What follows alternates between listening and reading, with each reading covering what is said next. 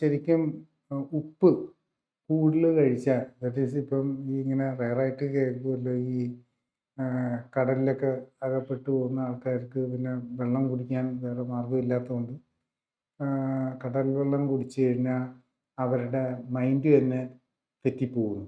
അപ്പം ശരിക്കും ഈ സോഡിയത്തിൻ്റെ അളവ് കൂടുതൽ നമ്മൾ കഴിക്കുകയാണെങ്കിൽ അത് ശരിക്കും നമ്മളുടെ മൈൻഡിനെ തന്നെ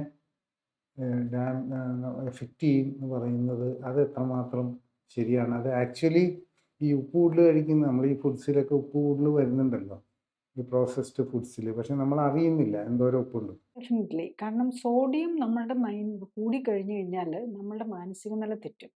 അതുകൊണ്ടാണ് ഈ കടലിലകപ്പെട്ട് പോകുന്നവരോട് പ്രത്യേകം പറയുന്നത് ഒരു കാരണവശാലും ഉപ്പുവെള്ളം കുടിക്കരുത്.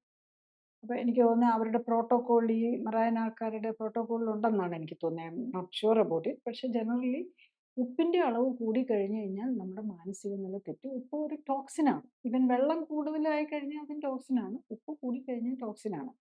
അപ്പം നമ്മളുടെ നേച്ചറിൽ, അതായത് ഹ്യൂമൻ ജെനറ്റിക്സ് അനുസരിച്ച് നമ്മളെ ഡിസൈൻ ചെയ്തിരിക്കുന്നത് എങ്ങനെയാണെന്ന് ചോദിച്ചു കഴിഞ്ഞാൽ, ഉപ്പൊരു വളരെ റെയർ ആയിട്ടുള്ള സാധനമാണ്. വളരെ പ്രഷ്യസ് ആയിട്ടുള്ള സാധനമായിരുന്നു. ഇപ്പോഴാണല്ലോ നമുക്ക് ഇത്ര ഉപ്പിൻ്റെ ഒക്കെ. ഒരു കാലത്ത് ഈ വെസ്റ്റേൺ കൺട്രീസിലൊക്കെ പട്ടാളക്കാർക്ക് സാലറി കൊടുത്തിരുന്ന ഉപ്പായിട്ടായിരുന്നു എന്നാണ് ഒരു കാലഘട്ടം ഉണ്ടായിരുന്നാണ് പറയപ്പെടുന്നത്.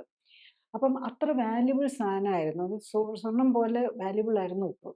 ഇപ്പൊ പിന്നെ ഉപ്പൊക്കെ നമുക്കുണ്ടാക്കാം. നമുക്കറിയാം, നമ്മൾ ഉപ്പ് സത്യാഗ്രഹം ചെയ്ത ഉപ്പിന്റെ പേരിൽ ലെവി ഇട്ടപ്പോൾ നമ്മൾ ഗാന്ധിജിയും ഇന്ത്യയിൽ തന്നെ ഉപ്പ് സത്യാഗ്രഹം ഒരു ഫേമസ് ഇതാണല്ലോ.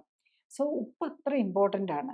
അത് നമ്മളുടെ ജനറ്റിക്കലി അങ്ങനെയാണ് നമ്മളെ ഉണ്ടാക്കിയിരിക്കുന്നത്. നമ്മുടെ ഉപ്പിനെ കൺസേർവ് ചെയ്യും. നമ്മുടെ കിഡ്നി ഉപ്പിനെ പുറത്തേക്ക് കളയാതെ അതിനെ കൺസേർവ് ചെയ്യും. അപ്പം നമുക്കൊരു 500 മില്ലിഗ്രാം ഉപ്പ് മതി. അതായത് 1 ഗ്രാം 500 മില്ലിഗ്രാം സോഡിയം, അതായത് ഏകദേശം 1 ഗ്രാം ഉപ്പിനകത്ത് 400 മില്ലിഗ്രാം സോഡിയം ഉണ്ട്.